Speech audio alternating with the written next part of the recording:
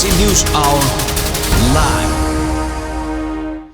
काठमाडौँ उपत्यकाको फोहोर व्यवस्थापन अहिले अभूतपूर्व रूपमा टाउको दुखाइ बनेको छ। तर अचम्म त के छ भने संघीय राजधानीका सडक र गल्लीमा थुप्रिएको फोहोरको डङ्गुरले काठमाडौँका मेयर बालेन्द्र शाहको मात्र टाउको दुखाएको छ। काठमाडौँ उपत्यकाका मतदाताले निर्वाचित गरेर पठाएका दर्जनौं संघीय सांसद र बागमती प्रदेश सभाका सदस्यहरूलाई न यहाँको फोहोर गनाएको छ न त टाउको दुखाएको छ। काठमाडौँमा नियमित रूपमा फोहोर उठ्न छोडेको करिब 1 महिना भइसक्दा उपत्यकाबाट निर्वाचित सङ्घ र प्रदेशका कुनै जनप्रतिनिधिले चिन्ता लिएको देखिँदैन। उपत्यकाभित्रको फोहोर व्यवस्थापनका लागि तत्काल विकल्प रहेको बन्चरे डाँडा पुग्ने सडकको दुर्दशा र ल्यान्डफिल साइट वरपरका स्थानीय नेता कार्यकर्ताको अवरोधका कारण काठमाडौँको फोहोर सडकमै थुप्रिन थालेको त गत फागुनबाटै हो। यसबीचमा राजनीतिमा धेरै बदलाव आयो, तर काठमाडौँको फोहोर व्यवस्थापनको समस्याले दिगो समाधान भेटाएन। त्यसै पनि राजनीति दुर्गन्धित भयो भन्ने निराशाका स्वर सुनिन्छन्। फोहोरमाथिको राजनीतिले यस विषयलाई थप दिग्मिक लाग्ने बनाएको छ। कम्तीमा यहाँबाट प्रतिनिधित्व गर्ने सबै तहका जनप्रतिनिधिलाई त काठमाडौँको फोहोर गनाओस्।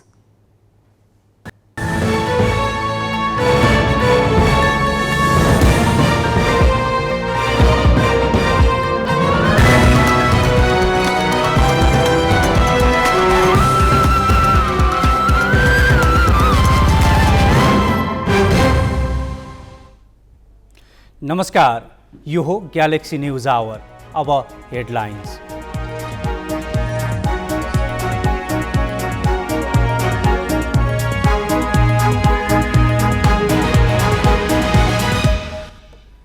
राष्ट्रपतिले फिर्ता गरेको नागरिकता विधेयक हुबहु शीतल निवास पठाउने सत्ता गठबन्धनको निर्णय।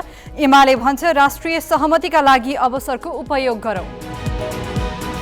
आउँदो निर्वाचनमा भाग लिन 84 दलले दिए निवेदन। बाबुराम भट्टराई र वामदेव गौतम माओवादीको चुनाव चिन्हमा लड्ने।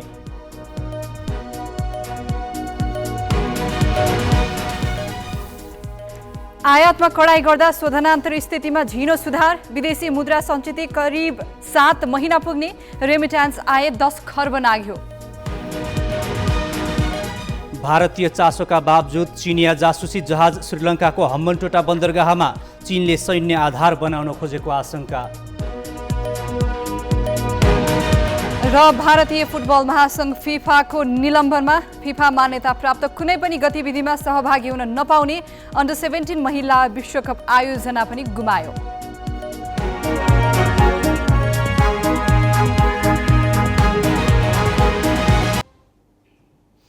मङ्सिर 4 गते हुने प्रतिनिधि सभा र प्रदेश सभा निर्वाचन प्रयोजनका लागि दल दर्ताका लागि निवेदन दिने समय सकिएको छ।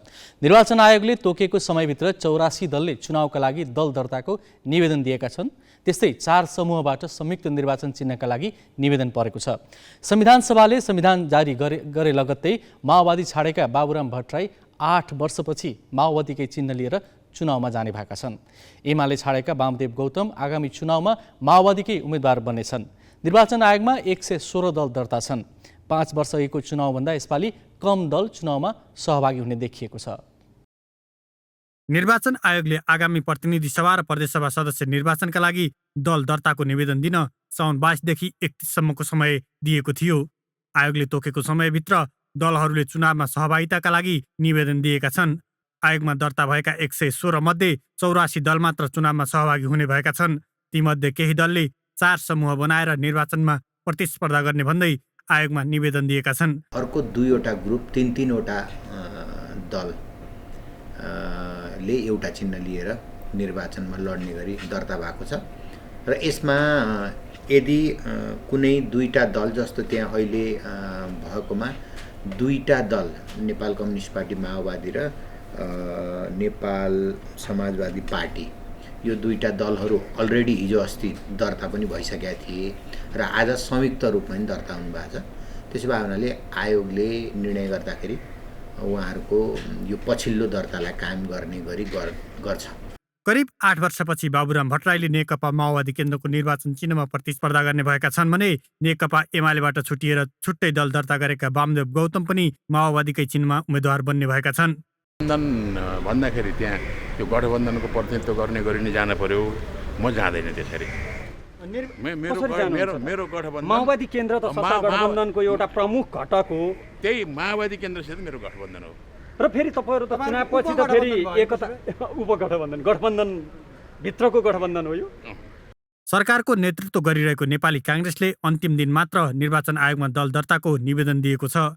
केन्द्रीय कार्य समितिमा 33% महिलाको संख्या नपुगेपछि निर्वाचन आयोगमा दल दर्ता गर्नुअघि 10 जना केन्द्रीय समितिमा मनोनयन गरेर उसले निर्वाचन आयोगमा दल दर्ताको निवेदन दिएको हो। चाहिने मुख्य गरेर केन्द्रीय कार्य समितिमा महिलाहरूको त्यो 33% महिला अनिवार्य छ हुनु पर्थ्यो र त्यो चाहिँ आज मात्रै सधैँ पार्टी सभापतिज्यूबाट महिला दिदीबहिनीहरू मनोनित हुनुभएको छ केन्द्रीय समितिमा। 10 जना मनोनित भएपछि अहिले मौजुद केन्द्रीय कार्य समितिमा चाहिने 33% महिला पुगेको छ।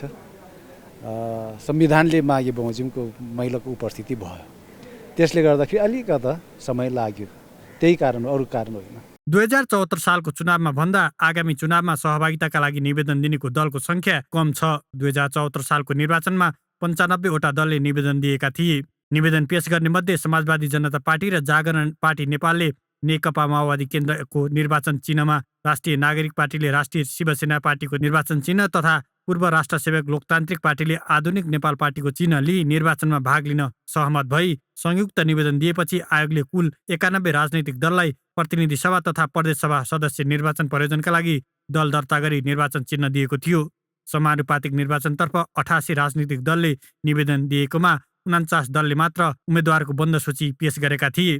तीमध्ये 5 दलले मात्र राष्ट्रिय दलको मान्यता पाएका थिए। राप्रपा, नयाँ शक्ति, राष्ट्रिय जनमोर्चा, नेमकिपाले प्रत्यक्षतर्फ 1-1 सिट जिते पनि 3% मत प्राप्त गर्न नसक्दा राष्ट्रिय दलको मान्यता पाउन सकेका थिएनन्। क्यामेरामा सुशील बास्कोटाका साथ अङ्गराज नेउपाने, ग्यालेक्सी फोके, काठमाडौँ। देशमा 1 दशक चलेको माओवादी सशस्त्र सङ्घर्षका सूत्रधार मध्येका एक बाबुराम भट्टराईले संविधान सभाबाट नयाँ संविधान जारी भइसकेपछि देशमा नयाँ शक्तिको आवश्यकता औल्याउँदै नयाँ दल नै गठन गरे। माओवादी परित्याग गरी वैकल्पिक राजनीतिलाई अघि बढाउने उनको अभियान सोचे जस्तो भने भएन। नयाँ शक्तिलाई उनले सङ्घीय समाजवादीमा मिलाए, त्यो पार्टी समेत मिलेर अर्को जसपा बन्यो। त्यसमा पनि अड्न सकेनन् र भर्खरै समाजवादी पार्टी गठन गरी पुरानै शक्ति माओवादीसँग हातेमालो गर्न पुगेका छन्। आफैले कुनै समय विघटन नै गर्नुपर्ने भनेको दलकै सहारामा चुनाव जित्नुपर्ने मोडमा किन र कसरी आइपुगे उनी? तत्कालको निम्ति त एउटा चुनावी प्रयोजनको निम्ति मात्रै हो, तर हाम्रो लक्ष्य चाहिँ नेपालमा जुनको अग्रगामी परिवर्तनका एजेन्डाहरू बाँकी छन्, त्यसलाई पुरा गर्नको निम्ति हामी सबैले एक्लै भन्दा पनि मिलेर र नयाँ ढङ्गले नयाँ आधारमा एकताबद्ध भएर जानु अहिलेको ऐतिहासिक आवश्यकता भएको हुनाले त्यो दिशातिर पनि उन्मुख हुने हिसाबले लेखा लिएका छौँ। 7 वर्ष अघि नै माओवादीलाई असान्दर्भिक घोषणा गरी नयाँ शक्ति निर्माण गर्न हिँडेका बाबुराम भट्टराई अहिले फेरि अग्रगामी परिवर्तनका बाँकी काम पुरा गर्न मिलेर अघि बढ्ने भावको लेपन लगाएर उही माओवादीकै सहारा लिन पुगेका छन्। चुनावको मुखमा उनले यो निर्णय किन लिए भनेर बुझ्न गाह्रो छैन, किनभने 2074मा पनि भट्टराई एमाले र माओवादीको गठबन्धन घोषणा सभामा पुगेर पछि माओवादीका नारायण काजी श्रेष्ठसँग टिकटकै टकराव चल्दा काङ्ग्रेसको सहारामा चुनाव लड्न पुगेका थिए। अहिले नाम र नारा जेसुकै दिए पनि भट्टराईको पेरिस जान पुनरागमन बाध्यताको निर्णय हो र यसबीचमा उनले पर्याप्त असफलता हात पारेका छन्। अर्थात् उनले अघि बढाउन खोजेको वैकल्पिक धारको राजनीतिको विसर्जन माओवादीमा पुगेर भएको छ। गर्नका लागि जुन सूत्र उहाँले समात्नुभयो नि, त्यो एउटा त त्यो सूत्र नै एकदमै गलत सूत्र समात्नुभयो। अर्को कुरा त्यो सङ्गठनात्मक संरचना चाहिँ माओवादी टेम्प्लेटबाट अगाडि बढ्ने कोसिस गर्नुभयो, जसका लागि माओवादीमा नफर्किकन उहाँका लागि सुखै भयो। एकता केन्द्र मसाल हुँदै माओवादी आन्दोलनमा जोडिएका भट्टराई समाजवादी पार्टी गठन गर्दै पुरानै घर माओवादीसँग जोडिनु अघि उनको राजनीतिक जीवनमा आएको उतार चढाव हेर्न लायक छ। 2052 सालमा सुरु भएर 1 दशक चलेको माओवादी सशस्त्र सङ्घर्षताका धेरैले माओवादीका मुख्य नेताका रूपमा चिनेको नाम नै भट्टराईको थियो।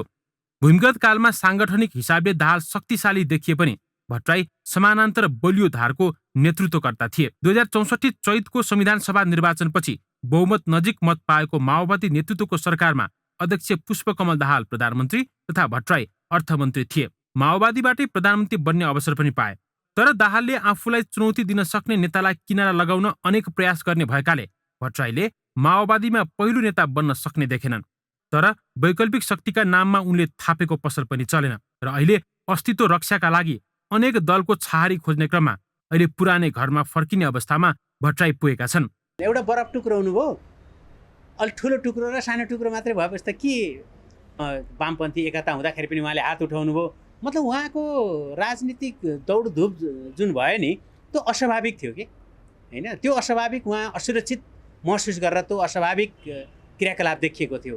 सायद मलाई लाग्छ अहिले पनि त्यो असुरक्षाको भावना अहिले पनि छ। यतिन्जेल उनले धेरै सहयात्री र आफ्नै साख गुमाइसकेका छन्। गत स्थानीय निर्वाचनमा उनको गृह जिल्ला गोर्खाको नतिजा माओवादीको पक्षमा देखिएकाले पनि भट्टराईलाई यो निर्णय लिन बाध्य पारेको देखाउँछ।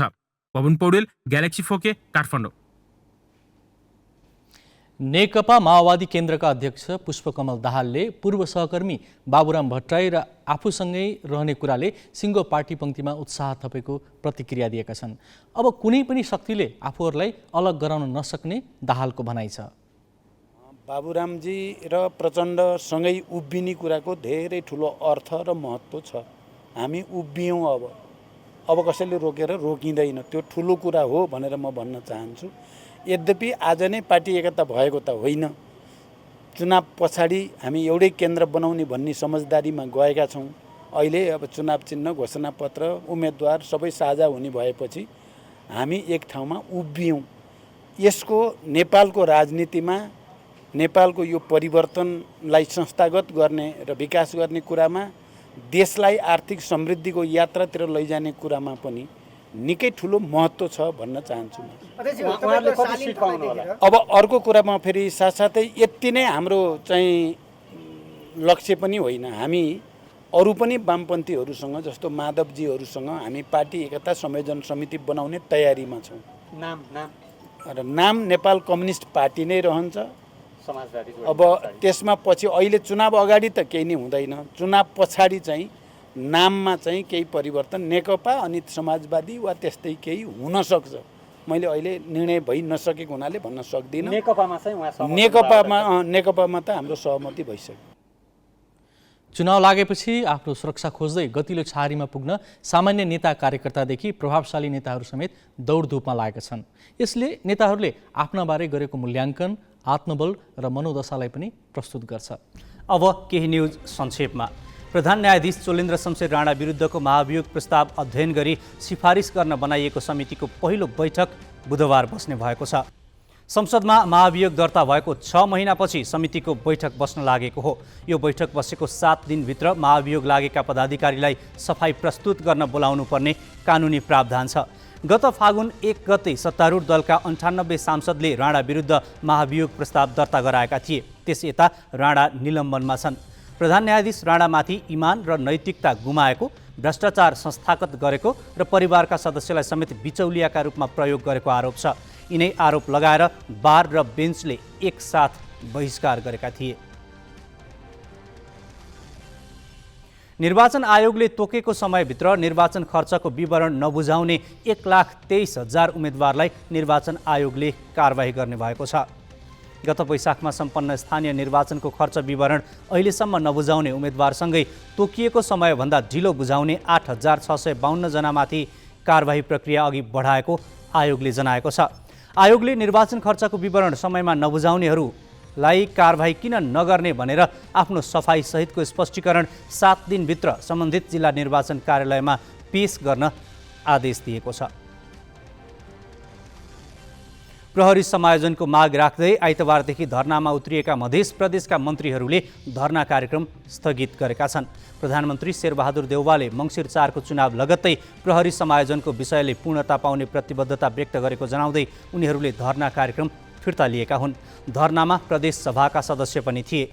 सरकारमा बसेर सरकार विरुद्ध नै आन्दोलन गरेको भनेर उनीहरूको आलोचना भइरहेको थियो। नेपाली काङ्ग्रेसको केन्द्रीय समितिमा 10 सदस्य थपिएका छन्। पार्टी सभापति शेरबहादुर देउवाले आज किरण यादव, राधा घले, धना खतिवडा, उर्मिला थपलिया, रुक्मणी कोइराला, कल्याणी रिजाल, गुमा भट्टराई, गंगा शाही, लक्ष्मी खतिवडा र सीता देवकोटालाई केन्द्रीय सदस्य मनोनित गरेका छन्। देउवाले यसअघि केन्द्रीय समितिमा 13 सदस्य मनोनित गरेका थिए। केन्द्रीय समितिले अझै पूर्णता भने पाएको छैन। सरकारले कुल हस्ते उत्पादनको 1/3 वैदेशिक ऋण लिन सक्ने व्यवस्था गरेको सार्वजनिक ऋण व्यवस्थापन सम्बन्धी विधेयक प्रतिनिधि सभाले पारित गरेको छ। प्रतिनिधि सभाको आज बसेको बैठकले यसअघि अर्थ समितिबाट आएका 11वटा संशोधन बुँदाहरूलाई स्वीकार गरेर विधेयक पारित गरेको हो। यो ऐन आइसकेपछि विदेशी ऋण अहिले भन्दा 50% वृद्धि गर्न सरकारलाई बाटो खुल्नेछ। गत असार मसान्तमा नेपालसँग 10 खर्ब 15 अर्ब 45 करोड ऋण थियो। यो गत आर्थिक वर्षको कुल गार्हस्थ्य उत्पादनको 21% हाराहारी हो। नयाँ ऐनले दिएको सीमा अनुसार 16 खर्ब 17 अर्ब 20 करोडसम्म वैदेशिक ऋण लिन सकिनेछ।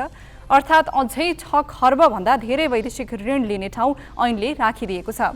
यसअघि तत्कालीन अर्थमन्त्री युवराज खतिवडाले 2076 भदौमा 12 खर्बभन्दा धेरै विदेशी ऋण लिन नपाउने व्यवस्थासहित विधेयक संसदमा दर्ता गरेका थिए।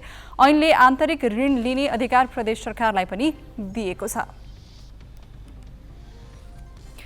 राम्रो उब्जनीका लागि किसानलाई सरकारले समयमा मल दिन सक्दैन, बिउ दिन सक्दैन, सिँचाइ पूर्वाधारको उस्तै अभाव छ। बल्ल तल्ल उब्जाएको वस्तु पनि सुरक्षित राख्न र बजारसम्म पुर्याउन सघाउन भनेर सरकारले ल्याएका कार्यक्रमको गति झन् निराशाजनक छन्। यो प्रसङ्ग साजना तामाङबाट। किसानको उत्पादन तत्कालै बजारमा पठाउन सम्भव नहुने र लामो समय राख्दा कुहिएर लगानी नै खेर जाने समस्या देशैभर देखिएपछि सरकारले निजी क्षेत्रसँग विभिन्न ठाउँमा शीत भण्डार बनाउने योजना अघि सार्यो। प्रधानमन्त्री कृषि आधुनिकीकरण परियोजनाको 1 अर्ब रुपैयाँ भन्दा बढी रकम अनुदान दिने र निजी क्षेत्रले पनि लागत सहभागिता रहने गरी 13वटा शीत भण्डार बनाउने भनियो। हेर्दा र सुन्दा राम्रो लाग्ने यस कार्यक्रमको अन्तर्कथा भने बेग्लै छ। नीतिगत तहबाटै अनियमितताबाट सुरु भएको कार्यक्रम कार्यक्षेत्रमा पनि व्यथिति र बदनामीको नमुना बन्न पुग्यो। आर्थिक वर्ष 2074-75 मा सरकारले निजी क्षेत्रको लागत सहभागितामा शीत भण्डार गृह बनाउने कार्यक्रम ल्यायो। त्यसमा 70% सरकारले अनुदान दिने भयो। 2 वर्ष गरी 1 अर्ब रुपैयाँ हाराहारी बजेट छुट्याएर देशका विभिन्न स्थानमा गरी 13 शीत भण्डार बनाउन प्रधानमन्त्री कृषि आधुनिकीकरण परियोजनाले निजी क्षेत्रसँग सम्झौता गर्यो। तर निजी क्षेत्रको साझेदार छनौटबाटै अनियमितता सुरु भयो। अख्तियारको अनुसन्धानले कैफियत देखाएपछि 9वटा शीत भण्डारसँगको सम्झौता रद्द गरी पेस्की खोसियो। अख्तियारको निर्देशनपछि ती शीत भण्डारको सम्झौता रद्द भए पनि हाल नुवाकोट, धादिङ, धनुषा र बाँकेमा निर्माणाधीन 4 शीत भण्डारबारे विवाद कायम छ। कतिपय कार्यविधिमा सुधार गर्नुपर्ने कुराहरू पनि थियो, त्यसलाई पनि हामीले अवलम्बन गरेर संक्षेपमा भन्नुपर्दाखेरि चाहिँ अख्तियार दुरुपयोग अनुसन्धान आयोगबाट जुन बुँदागत रूपमा हामीलाई कतिपयमा सुझाव, कतिपय निर्देशनहरू थियो, त्यसैमा आधारित रहेर हामीले गरेका छौँ। अब त्यसको कार्यान्वयनको सन्दर्भमा बरु कतिपय पक्षहरूबाट फेरि हामीले जुन केही कदमहरू चाल्यौँ, जस्तै थप रकम फिर्ताको सन्दर्भमा वा अन्य कामहरू गर्दाखेरि उहाँहरू पनि अब कतिपयले बाँकी रकम भुक्तानीको लागि पनि अदालतमा थप उहाँहरू पनि अदालत जानुभएको अवस्था छ। त्यसको चाहिँ हामी डिफेन्ड गरिरहेका छौँ। नुवाकोट शीत भण्डार प्रणालीले विदुरमा शीत भण्डार बनाउन 19 करोडमा सम्झौता गरेको थियो। शीत भण्डार अहिलेसम्म निर्माण सम्पन्न भएको छैन, बरु उसले पेस्की लिँदा नै तोकिए भन्दा 55 लाख रुपैयाँ बढी भुक्तानी पाएको थियो। सरकार अहिले त्यो रकम फिर्ताको माग गर्दै अदालत पुगेको छ। मुद्दा 1.5 वर्षदेखि काठमाडौँ जिल्ला अदालतमा छ। त्यस्तै धादिङको गजुरीमा क्वालिटी कोल्ड स्टोर प्रणालीले 20.5 करोडमा शीत भण्डार बनाउने भनेर 2 करोड 30 लाख पेस्की लियो। आधा क्षमतामा मात्र सञ्चालनमा आएको शीत भण्डार निर्माणमै कैफियत देखेपछि परियोजनाले थप रकम निकासा रोकेको छ। धनुषाको ग्रिन फरेस्ट एग्रिकल्चर प्रणालीले 19.5 करोडमा सम्झौता गरेर 2 करोड 30 लाख नै पेस्की लियो, तर अहिलेसम्म काम सकेको छैन। बाँकेको कैलाश कोल्ड स्टोरेजले 2 करोड 30 लाख पेस्की लिएर शीत भण्डार बनाउने काम थाल्यो र अर्को किस्ताको रकम माग्न थाल्यो। उसको पनि काम चित्त बुझ्दो नभएपछि कानुनी लडाई चलिरहेको छ। सरकारले शीत भण्डार निर्माण गर्ने योजनामा निजी क्षेत्रलाई 70% अनुदान दिन मिल्ने कार्यविधि बनाए पनि त्यसमा व्यक्तिले लाभ लिने मनसाय मात्र राखिएको ठहर गरी अख्तियारले 12 बुँदे सुझाव दिएको थियो, जस अनुसार 4 शीत भण्डार बाहेक अन्यको काम रोकियो। तर यस योजनामा अख्तियारले कुनै पनि व्यक्तिलाई दोषी किटान नगरी आइन्दा यस्तो कार्य नगर्न सचेत मात्र गरेर छाडेको छ। सुरुदेखि नै सीमित व्यवसायी र कर्मचारीले गलत मनसायले योजना थाल्दा यस महत्त्वकांक्षी परियोजनाबाट किसानले लाभ पाउन सकेका छैनन्। उपभोक्ताहरूले कमसेकम ताजा त्यहीँ राखेर फेरि ताजा निकालेर खान पाउँथ्यो। अब यत्रो जमिन ओगटेर राखेर यत्रो बजेट नोक्सान गरेर अहिले अलपत्र यस्तै छ। यसरी सङ्घदेखि स्थानीय तहसम्मैका सरकारले कृषि मैत्री योजना ल्याएको भने पनि उत्पादित कृषि उपजको भण्डारणमा समस्या यथावत छ। फलस्वरूप किसानको उत्पादन बारीमै खेर जाने र बजार आयातित उत्पादनले ढाक्ने अवस्था रहिरहनेछ। सहकर्मी सन्तोष पस्यालका साथमा मिलन बुढाथोकी, काठमाडौँ। नेपाल कृषि प्रधान मुलुक भएर पनि कृषि उपजको सहज बजारीकरण हुन नसक्दा किसानको जीवनस्तर सुधार हुन सकेको छैन। उत्पादन भएका कृषि उपज भण्डारण गर्न शीत भण्डार नहुँदा एकैपटक बजार पठाउनु पर्ने र किसानले मूल्य नपाउने अवस्था छ। तर कृषि उपजको व्यवस्थित भण्डार गृह निर्माण गर्ने तिनै तहका सरकारको योजना भने अलपत्र छन्। कतिपय ठाउँमा शीत भण्डार निर्माणले गति नै लिएका छैनन् भने कतिपय ठाउँमा बनिसकेका शीत भण्डार पनि सञ्चालनमा आउन सकेका छैनन्। 5 थरको फिदिम जोरसालमा स्थापना भएको शीत भण्डारमा अहिले ताला लागेको छ। प्रदेश 1 सरकारले 61 लाख खर्चिएर बनाएको मिनी कोल्ड सेन्टर सञ्चालनमा नआउँदा फिदिम सहित हिलीडाङका किसानले लाभ लिन सकेका छैनन्। तेह्रथुममा जिल्लाको एक मात्र शीत भण्डार पनि उपयोगविहीन छ। प्रदेश सरकार र म्याङलुङ नगरपालिकाको 4 करोड लागतको शीत भण्डार उपयोगविहीन हुँदा किसानले उत्पादन गरेका अदुवा, अकबरे खोर्सानी र अन्य फलफुलको सुरक्षित भण्डारण गर्न पाएका छैनन्। इलामका 2 ठाउँमा निर्माण भएका शीत भण्डारमा पनि दात्री निकाय र राज्यको 6 करोड खर्च भएको छ। इलामको सेरामा 5.5 करोड खर्चेर बनाइएको शीत भण्डार 2066 सालमा निर्माण सम्पन्न भएको हो भने माई नगरपालिकामा 42 लाख खर्चिएको शीत भण्डार 1 वर्ष अघि बनिसकेको हो। यी दुवै शीत भण्डार निर्माण सम्पन्न भएर पनि सञ्चालनमा छैनन्। धनकुटाको हिलेमा 3 करोड खर्चिएर 3 वर्ष पहिले बनाइएको कोल्ड सेन्टरको अवस्था पनि 5 थर र इलामभन्दा फरक छैन। तरकारी, फलफुल र जडीबुटी उत्पादन हुने जिल्लामा बनेका शीत भण्डार सञ्चालन नहुँदा किसानले लाभ लिन पाएका छैनन्। जो त्यो बनाउन लागि परेका थिए, जसलाई अगाडि सारिएको थियो उनीहरू चाहिँ त्यहाँबाट हटिसकेको अवस्था छ र त्यसमा अब विशेष ठाउँमा चाहिँ निवेदन परेको भन्ने त मलाई थाहा छ। त्यस कारणले त्यो प्रयोगहीन अवस्थामा छ। त्यसलाई सञ्चालनमा ल्याउनको निमित्त अब केही कानुनी प्रावधानहरू होलान्, कानुनी बाधा व्यवधानहरू होलान्। त्यो अब सबै क्लियर भइसकेपछि नगरपालिकाले सोध्नु पर्ला। बागमती सरकारको 70% सहयोगमा दोलखाको भीमेश्वर नगरपालिका र जिरी नगरपालिकाले समेत शीत भण्डार निर्माण गरिरहेको छ। यी शीत भण्डारमा करिब 10 करोड लगानी भइसकेको छ।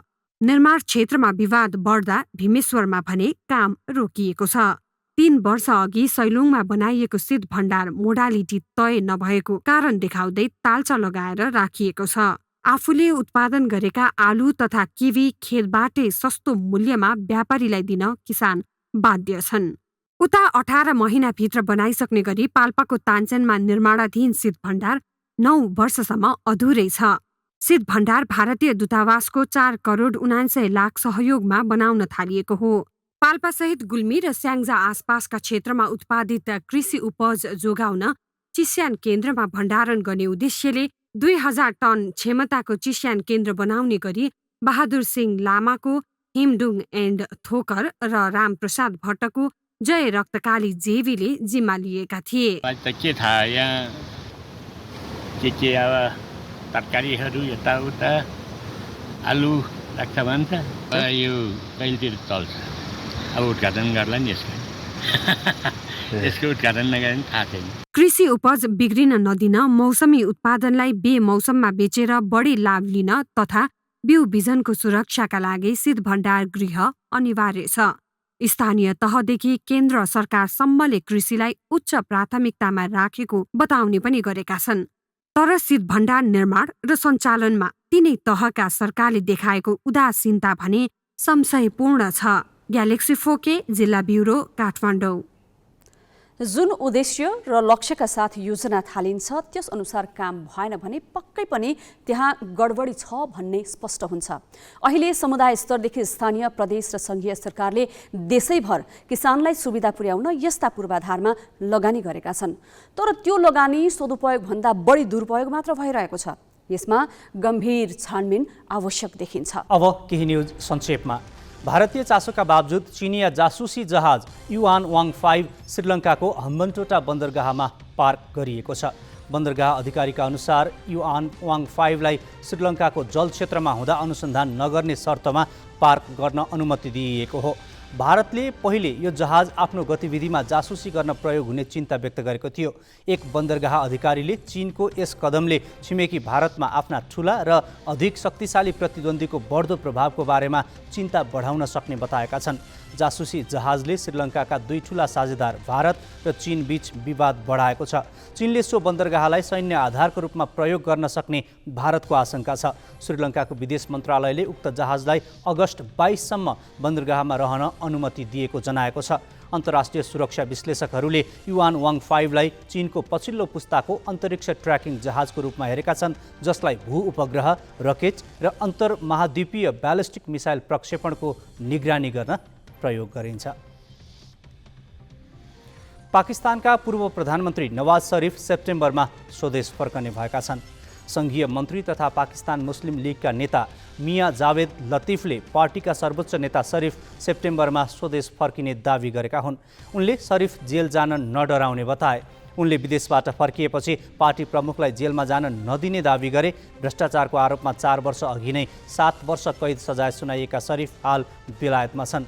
लतिफले इमरान खानको विदेशी कोषको मुद्दामा आलोचना गर्दै खानले आफ्नो कार्यकालमा अर्थतन्त्रलाई नोक्सान पुर्याएको आरोप लगाए। पाकिस्तानमा तीव्र गतिको बसले तेल ट्याङ्करलाई ठक्कर दिँदा भएको दुर्घटनामा बसमा सवार 20 जनाको मृत्यु भएको छ। पाकिस्तानको मध्य सहर मुल्तान नजिकै तीव्र गतिमा रहेको बस तेल ट्याङ्करसँग ठोकिएर भएको आगलागीमा 20 जनाको मृत्यु भएको प्रहरीले जनाएको हो। दुर्घटनामा 6 जना घाइते भएका छन्। ठक्करपछि ट्याङ्कर र बस दुवैमा आगलागी भएको प्रहरीले जनाएको छ। मृतक र घाइतेहरूलाई मुल्तानको निस्तार अस्पतालमा लगिएको छ। नागरिकता विधेयक फेरि संसदमै फर्केको सन्देश आज सदनमा पुगेको छ। सत्ता गठबन्धन भने पुरानै अडानमा छ। यस्तो बेला अब नागरिकता कानुनको भविष्य के होला त? बाँकी अजय दासबाट। राष्ट्रपति विद्यादेवी भण्डारीले पुनर्विचारका लागि फिर्ता पठाइदिएको नागरिकता विधेयकबारे मंगलबार प्रतिनिधि सभालाई जानकारी गराइएको छ। अब विधेयकमाथि संसदमा पुनः छलफल गरेर अगाडि बढ्नुपर्नेछ। तर सत्ता गठबन्धनले विधेयकका हकमा कुनै पुनर्विचार नगर्ने अडान लिएको छ।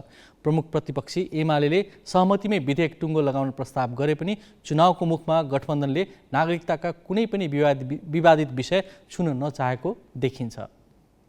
मंगलबारको प्रतिनिधि सभा बैठकमा प्रमुख प्रतिपक्षी नेकपा एमाले राष्ट्रपतिबाट फिर्ता आएको नागरिकता विधेयक र त्यससँगैका सन्देशलाई गम्भीरतापूर्वक मनन गरी राष्ट्रिय सहमतिबाट टुङ्गोमा पुर्याउन माग गर्यो। विगतमा लामो समय संसदीय समितिमा भएका छलफललाई बेवास्ता गर्दै हतार अर्कै विधेयक ल्याएर पारित गर्न खोज्दा धेरै प्रश्न उठेको प्रसङ्ग उठाउँदै एमाले सर्वसम्मतिका लागि प्रस्ताव गर्यो।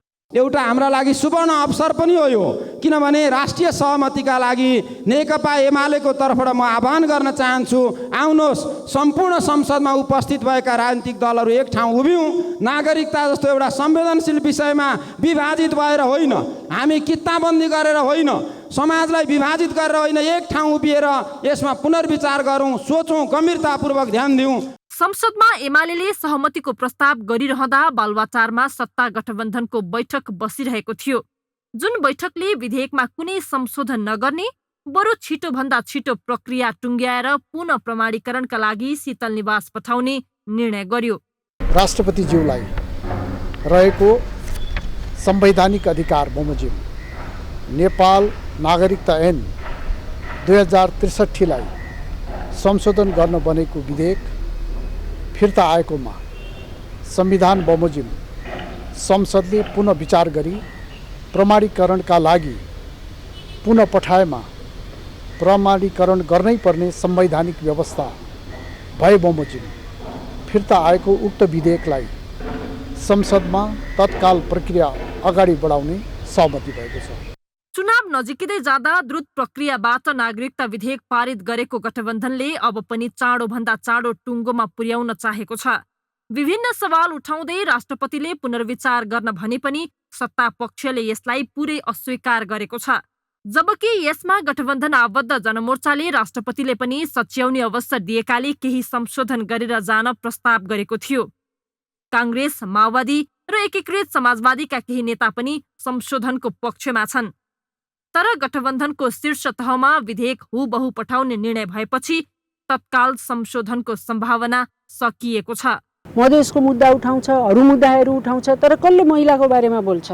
त्यसैले महिलाले पनि त्यत्तिकै, आमाले पनि त्यत्तिकै अधिकार पाउनुपर्छ। आमाले जन्माएको छोराछोरी चाहे विदेशी बाउ होस् या स्वदेशी बाउ होस्, उसको पनि त्यत्तिकै अधिकार हुनुपर्छ यो देशमा।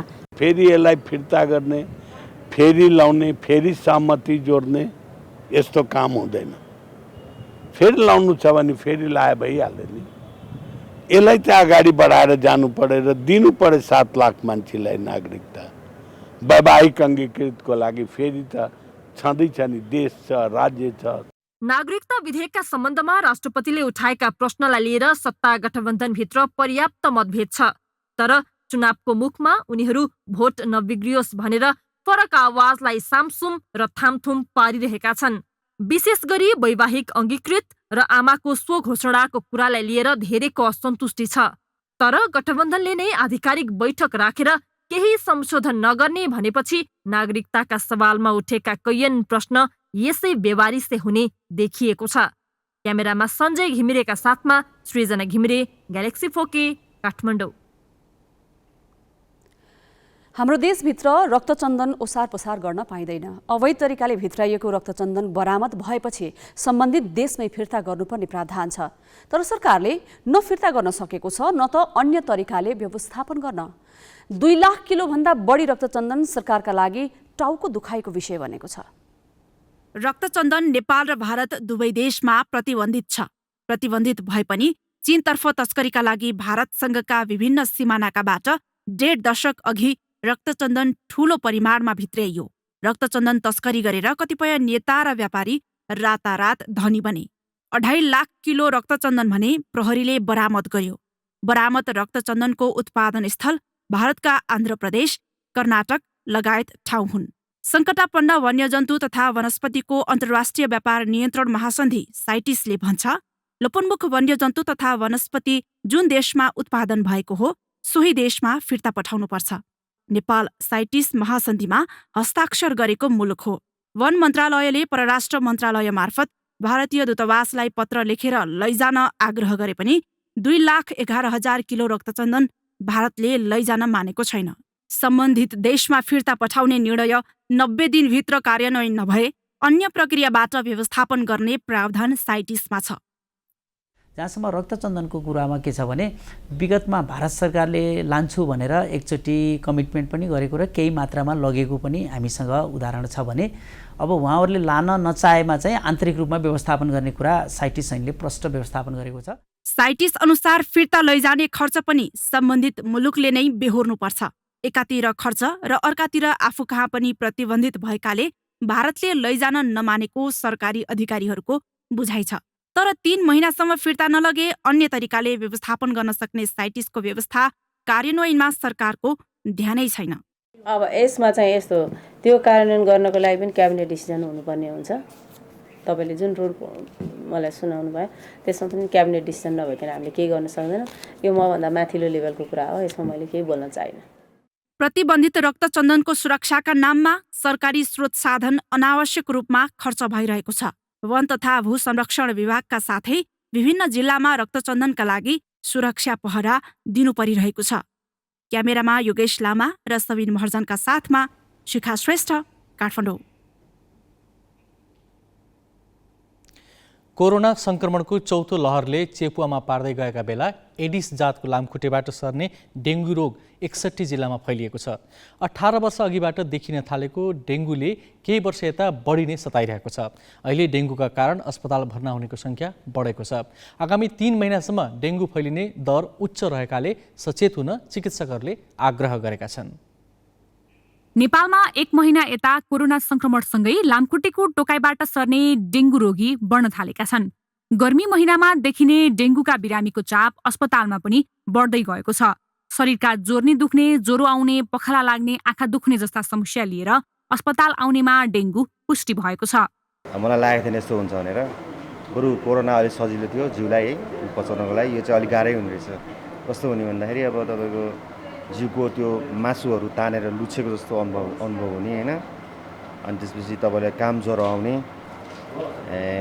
अनि विकनेस एकदम विकनेस बनाउँछ, खाना खान मन लाग्दैन, खानु केही पानी झरी नरुच्ने, केही अन्न नरुच्ने, अनि ओग लाग्ने, बबेट आउने, अनि जिउ दुख्ने, त्यस्तो भइरहेछ। नेपालमा हालसम्म 1126 जनामा डेङ्गु पुष्टि भएको छ।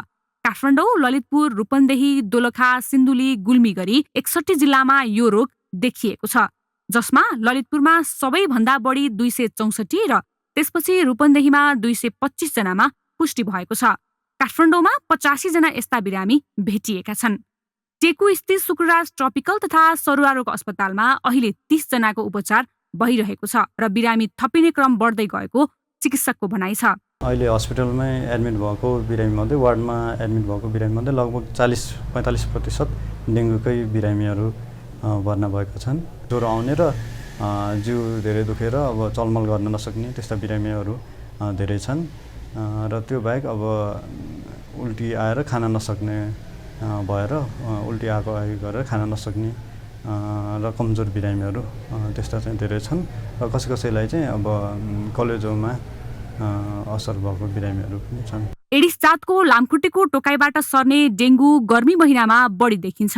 सामान्यतः बर्खायाममा जमेको पानीमा बस्ने लामखुट्टेले साँझ र बिहान टोक्ने गर्छ। डेङ्गुको छुट्टै कुनै उपचार नभए पनि जे लक्षण देखियो त्यही अनुसार उपचार गर्नुपर्ने भएकाले शङ्का लाग्ने बित्तिकै अस्पताल गइहाल्न चिकित्सकको सल्लाह छ। पानीको ट्याङ्कीहरूमा खुल्ला भयो भने पानी जमेर बस्यो, खुल्ला भयो भने त्यस्तोमा चाहिँ लामखुट्टे यसको वृद्धि विकास हुन्छ। त्यस्तै यो सहरमै भयो, टायरहरू हुन्छ, टायरमा पनि पानी जमेर बस्छ, थोत्रा टायरहरू हुन्छ, त्यसमा पानी जमेर बस्छ, त्यसमा पनि यसले के भन्छ फुल पार्न सक्छ। भनेको यी यस्ता निर्मूल गर्नको लागि हामी जनचेतना पनि फैलाउँछौँ र जनताले पनि यसमा सहयोग गरिदिनु पर्यो।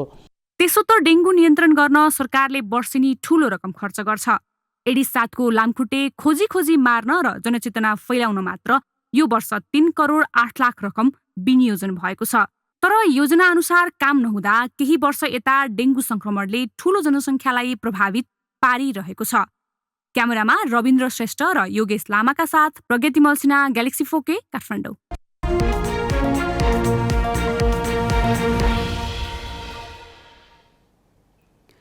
भारतबाट तेस्रो पटक मूल्य घटेर आए पनि नेपाल अयल निगमले तत्काल पेट्रोलियम पदार्थको मूल्य समायोजन नहुने बताएको छ। निगमले आज पत्रकार सम्मेलन गरी भारतबाट मूल्य घटेर आए पनि मासिक 62.5 करोड घाटा रहेकाले पेट्रोलियम पदार्थको मूल्य घटाउन नसकिने बताएको हो। भारतीय अयल निगम आइओसीले आज पेट्रोलमा ₹1.94 र डिजेलमा ₹4.84 घटाएर नयाँ मूल्य पठाएको छ।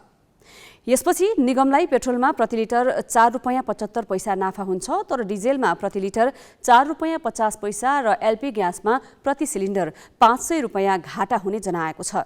निगमका कार्यकारी निर्देशक उमेश कुमार थानीले अहिले निगम 33 अर्ब घाटामा रहेको बताए। उनले भारतीय अयल निगमलाई 23 अर्ब भुक्तानी गर्न बाँकी रहेको बताएका छन्। सरकारसँग 7 अर्ब र ब्याङ्कबाट 3 अर्ब ऋण लिएकाले मासिक 14 अर्ब ब्याज तिर्नुपर्ने अवस्था रहेको पनि उनले बताएका छन्। कर समायोजन गर्ने भनिए पनि अहिलेसम्म सरकारले चासो नदिएको गुनासो उनले गरे।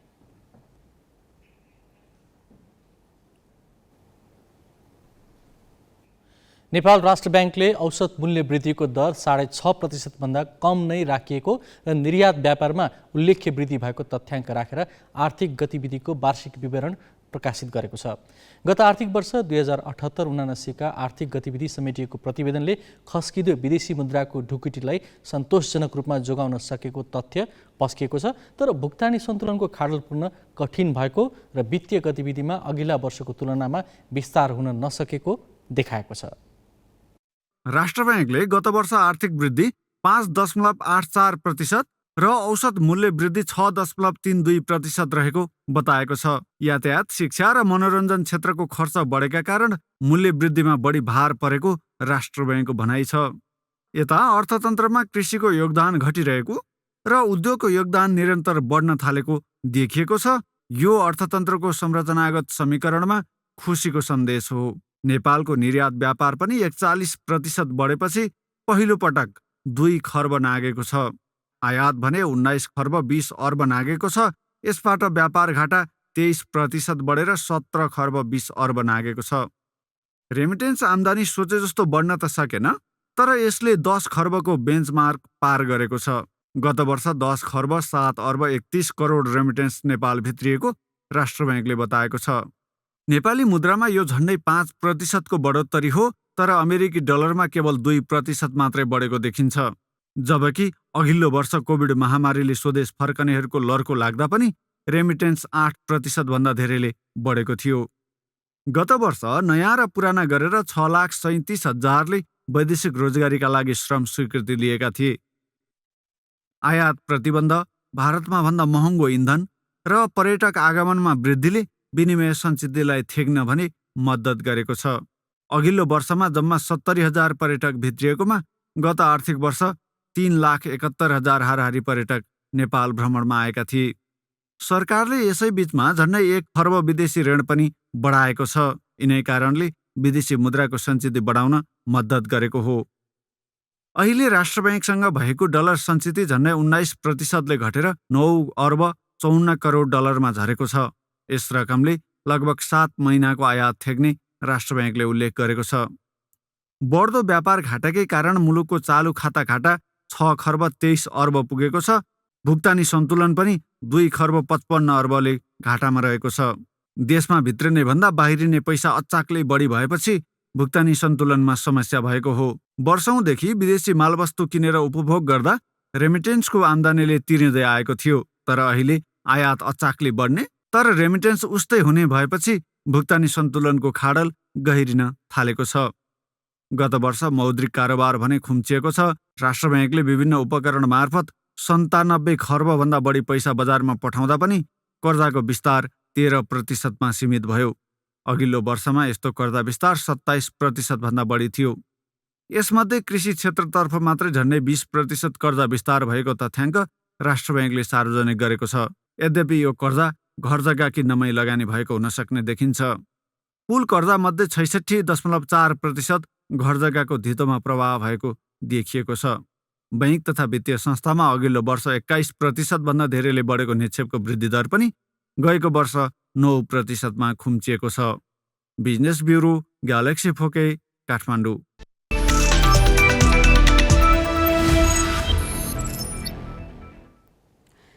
विश्व फुटबलको सर्वोच्च निकाय फिफाले भारतीय फुटबल महासंघलाई अनिश्चितकालका लागि प्रतिबन्ध लगाएको छ। फिफाले आफ्ना सदस्य राष्ट्रमा कुनै पनि राजनैतिक तथा कानुनी हस्तक्षेप स्वीकार गर्दैन। भारतमा हस्तक्षेप बढेको निष्कर्षसहित फिफाले कठोर निर्णय लिएको हो। फिफाको यो निर्णयले आशलाग्दो प्रगति गरिरहेको भारतीय फुटबलको स्तरमा धक्का लागेको छ। विश्व फुटबलको सर्वोच्च निकाय फिफाले भारतीय फुटबल महासंघ अल इन्डिया फुटबल फेडरेसन एआइएफएफलाई प्रतिबन्ध लगाएको छ। तेस्रो पक्षको हस्तक्षेप भन्दै फिफाले तत्काल लागू हुने गरी अनिश्चित समयका लागि भारतमाथि प्रतिबन्ध लगाएको हो। फिफाले औल्याएको तेस्रो पक्ष भारतको सर्वोच्च अदालत हो। एआइएफएफका अध्यक्ष भारतीय राष्ट्रवादी कांग्रेस पार्टी एनसीपीका नेता तथा पूर्व केन्द्रीय मन्त्री प्रफुल्ल पटेलले अध्यक्षका रूपमा 3 कार्यकाल पूरा गरिसकेका थिए। सन् 2009 देखि 2020 सम्म उनी अध्यक्ष रहे। उनले अझै अध्यक्ष पदलाई निरन्तरता दिन चाहे, जुन विवादको जड हो। यही विवादका कारण 2020 देखि एआइएफएफमा निर्वाचन हुन सकेको छैन।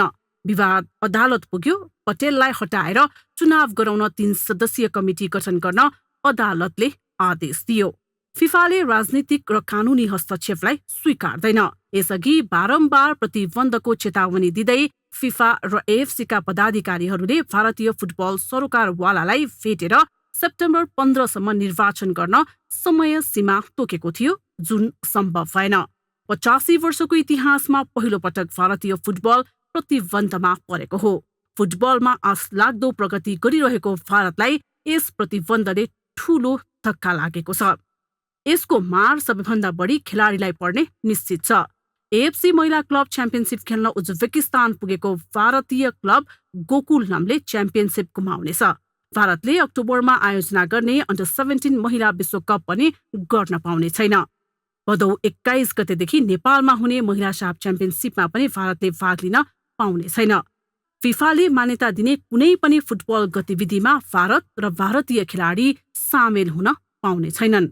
फिफाका अनुसार अब एआइएफएफमा आफ्नै कमिटीले कार्य सम्पादन सुरु गरेपछि मात्र फुकुवाको ढोका खुल्नेछ। प्रतिबन्धपछि भारतीय पूर्व कप्तान भाइचुङ भुटियाले फिफाले कठोर निर्णय गरेको भन्दै सबै सरोकारवाला एकजुट भएर भारतीय फुटबलको हितका लागि काम गर्नुपर्ने बताएका छन्। कप्तान सुनिल छेत्रीले छिटो समस्या समाधान गर्न जिम्मेवार पदाधिकारीलाई आग्रह गर्दै खेलाडीले भने मेहनत गरिरहने प्रतिक्रिया दिएका छन्। हामी ग्यालेक्सी न्युज आवरको अन्त्यमा छौँ। जाँदा जाँदै हेडलाइन्स। राष्ट्रपतिले फिर्ता गरेको नागरिकता विधेयक हुबहु शीतल निवास पठाउने सत्ता गठबन्धनको निर्णय। एमाले भन्छ राष्ट्रिय सहमतिका लागि अवसरको उपयोग गरौँ। आउँदो निर्वाचनमा भाग लिन 84 दलले दिए निवेदन। बाबुराम भट्टराई र वामदेव गौतम माओवादीको चुनाव चिन्हमा लड्ने।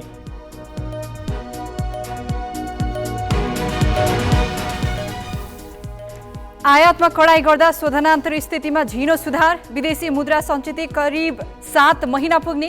रेमिट्यान्स आय 10 खर्ब नाग्यो। भारतीय चासोका बावजुद चिनिया जासुसी जहाज श्रीलङ्काको हम्बनटोटा बन्दरगाहमा। चीनले सैन्य आधार बनाउन खोजेको आशंका। र भारतीय फुटबल महासंघ फिफाको निलम्बनमा। फिफा मान्यता प्राप्त कुनै पनि गतिविधिमा सहभागी हुन नपाउने अन्डर-17 महिला विश्वकप आयोजना पनि गुमायो।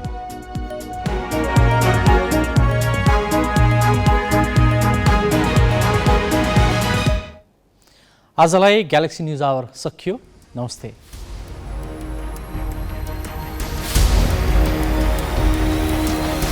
This is Galaxy News Hour Live.